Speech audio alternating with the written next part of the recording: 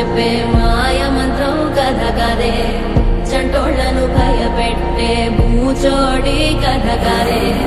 తాత ముత్తాతమ్మల భూతాల కథ కదే